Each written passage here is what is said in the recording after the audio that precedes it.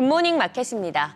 엔비디아 실적을 소화하면서 시장은 상승으로 방향을 잡긴 했습니다. 새로운 경제 지표와 국제 정세 등을 살피면서 방향성을 탐색해가는 와중에 섹터별, 종목별 엇갈린 흐름을 체크해 봅니다. 간밤 3대 지수는 상승세로 마감이 됐습니다. 다우지수가 1%대 가장 강했고요. S&P 500은 0.53%, 나스닥은 0.03%로 거의 강보합권에서 마감이 됐습니다. 주요 종목들도 흐름 보시면 대형 기술주들 사이에서 특히 엔비디아와 구글 집중해서 보시면 되겠습니다. 일단 실적 발표 완료한 엔비디아, 종목 그 이상의 의미를 담고 있죠. 매출과 주당 순이익 등 모두 예상치를 웃돌았음에도 불구하고 매출 성장률이 전분기보다 둔화했다거나 4분기 매출 전망치가 시장 기대에 못 미쳤다 등 이 시장의 눈높이를 완벽하게 충족시키지 못했다는 이유로 어제 시간에 거래에서도 하락했고 초반에도 3%대 하락으로 거래를 시작하긴 했습니다. 하지만 이내 양전에 성공하면서 0.53% 상승으로 마무리가 됐고요. 애플은 상승세 지키지 못하고 0.21% 하락, 마이크로소프트도 하락했습니다. 그다음 구글인데 말씀 주신 것처럼 미국 법무부가 인터넷 브라우저죠. 크롬 강제 매각을 요구하면서 주가가 4.5% 이상 크게 떨어졌습니다. 그러면서 시가총액도 아마존에 밀려 5위로 떨어졌습니다. 이어서 6위부터 10위도 보시면 메타도 이 시장 분위기에 따라서 0.43% 약세 보였고 테슬라도 쉬어갑니다.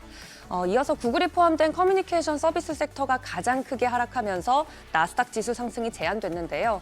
기술주 투심이 이처럼 안 좋아지자 여기서 나온 자금이 트럼프 2기의 기대감을 가지고 있는 금융주나 산업재 등으로 이동하는 모습을 보였습니다.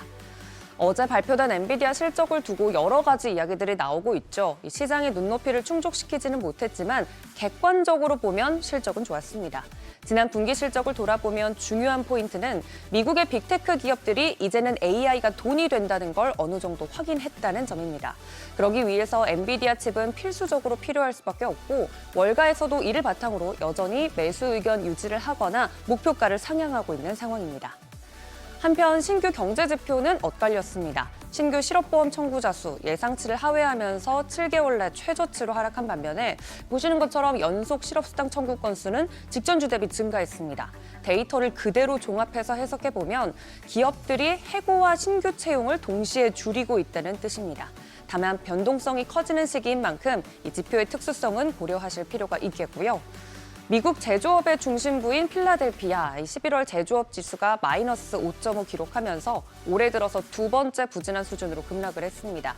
제조업 경기가 위축세라는 걸 시사해냈고요. 이어서 컨퍼런스 보드 따르면 10월 미국의 경기 선행 지수 전월 대비 0.4% 하락하면서 99.5를 기록했습니다.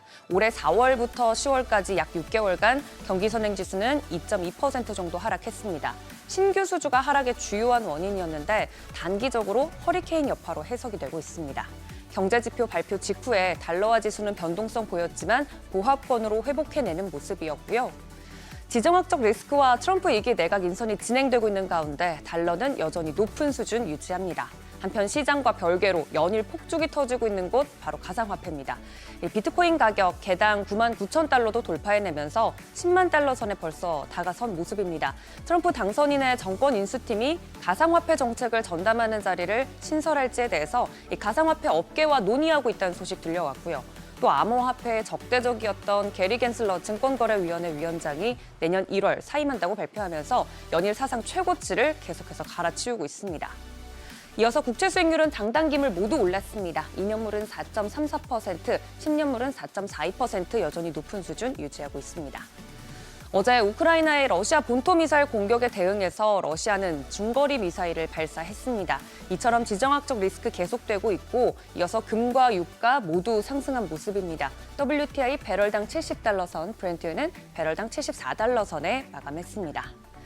대형 기술주들의 투심이 다소 약해지면서 자금이 다른 섹터의 종목들로 이동을 하는지 아니면 아예 비트코인이나 다른 자산으로 이동하는 것인지 큰 흐름을 잘 체크하셔야겠습니다.